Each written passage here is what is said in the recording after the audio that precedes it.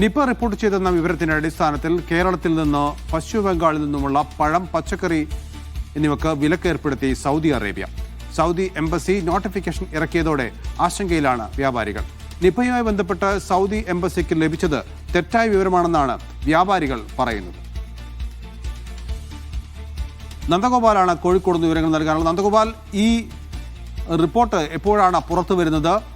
Nipah കേരളത്തിൽ അടുത്തിടെയൊന്നും report ചെയ്യപ്പെട്ടിട്ടില്ലല്ലോ. പിന്നെ എങ്ങനെയാണ് ഇത്തരമൊരു തീരുമാനത്തിലേക്ക് സൗദി അറേബ്യ എത്തുന്നത്?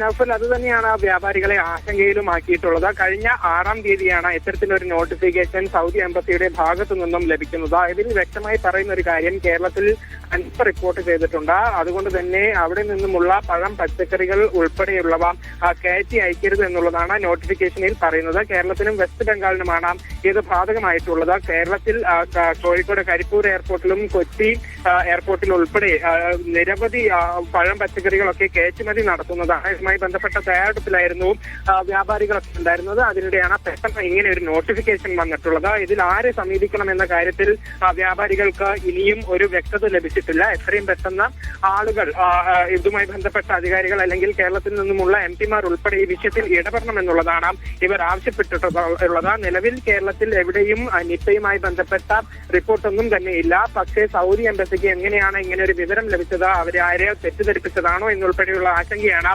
വ്യാപാരികൾ മുന്നോട്ട് വെക്കുന്നത്. ഇതുമായി ബന്ധപ്പെട്ട് അധികൃതരെ കാണാനുള്ള ഒരുക്കത്തിലാണ് വ്യാപാരികളുള്ളത്. നന്ദു, ഈ നോട്ടിഫിക്കേഷൻ ഇന്നാണോ വന്നത്?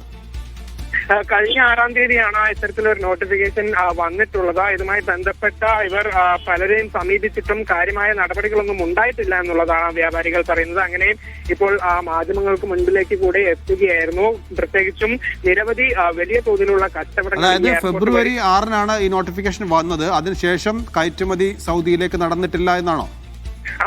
അങ്ങനെയാണ് നൗഫൽ. അതായത് ഇതുവരെയും ഇതുമായി ബന്ധപ്പെട്ട കയറ്റുമതികളൊന്നും തന്നെ നടന്നിട്ടില്ല എന്നുള്ളതാണ് ഇവർ പറയുന്നത്. വലിയ രീതിയിലുള്ള നഷ്ടം ഇവർക്ക് ഇവിടെ സംഭവിക്കുന്നു എന്നുള്ളതാണ് ഇവർ പറയുന്നത്. നേരത്തെ ഇവർ സൂചിപ്പിക്കുന്ന ഒരു കാര്യം, ന്യൂഡൽഹിയിൽ ഉൾപ്പെടെ ഇതുമായി ബന്ധപ്പെട്ട ഒരു വിലക്കുണ്ടായിരുന്നു. പക്ഷെ അവിടെ നിന്നുമുള്ള ഇടപെടലിനെ തുടർന്ന് പിന്നീട് കേരളത്തിലേക്കും വെസ്റ്റ് ബംഗാളിലേക്കും മാത്രമായി ഈ വിലക്ക് ചുരുക്കപ്പെട്ടു എന്നുള്ളതാണ് വ്യാപാരികൾ പറയുന്നത്. ഇവിടെ നിന്നും കാര്യമായ ഇടപെടലൊന്നും ഉണ്ടായിട്ടില്ല എന്നുള്ളതാണ് ഇവർ ഇപ്പോൾ പറയുന്ന കാര്യം.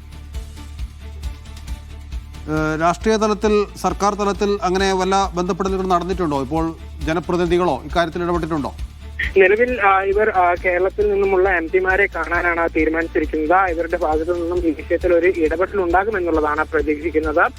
ഇവർ നേരിട്ട് സൗദി എംബസിയുമായി ബന്ധപ്പെട്ട ഈ കാര്യത്തിൽ ഒരു വ്യക്തത ലഭിച്ചാൽ മാത്രമേ തങ്ങൾക്ക് ഈ വിഷയത്തിൽ ഒരു പരിഹാരം ഉണ്ടാകൂ എന്നുള്ളതാണ് വ്യാപാരികൾ പറയുന്നത്. ഇതിൽ ഏറ്റവും പ്രധാനപ്പെട്ട കാര്യം, എവിടെ നിന്നുമാണ് സൗദി എംബസിക്ക് ഇങ്ങനെ ഒരു വിവരം ലഭിച്ചത്, അല്ലെങ്കിൽ സൗദി എംബസി തെറ്റിദ്ധരിപ്പിക്കപ്പെട്ടതാണോ എന്നുൾപ്പെടെയുള്ള കാര്യങ്ങളിലാണ് ഇവർ ഇപ്പോൾ ഒരു സംശയം ഉന്നയിക്കുന്നത്. ഇതുമായി ബന്ധപ്പെട്ട എംപിമാർക്കും അല്ലെങ്കിൽ മന്ത്രിമാർ ഉൾപ്പെടെയുള്ളവർ ഇടപെട്ട് ഈ വിഷയത്തിൽ ഒരു വ്യക്തത നൽകണം എന്നുള്ളതാണ് നിലവിൽ. കേരളത്തിൽ നിന്നും പശ്ചിമ ബംഗാളിൽ നിന്നുള്ള പഴവും പച്ചക്കറിയും ഒന്നും കയറ്റുമതി ചെയ്യരുത് എന്ന് സൗദി എംബസി നോട്ടിഫിക്കേഷൻ പുറത്തിരിക്കുന്നു.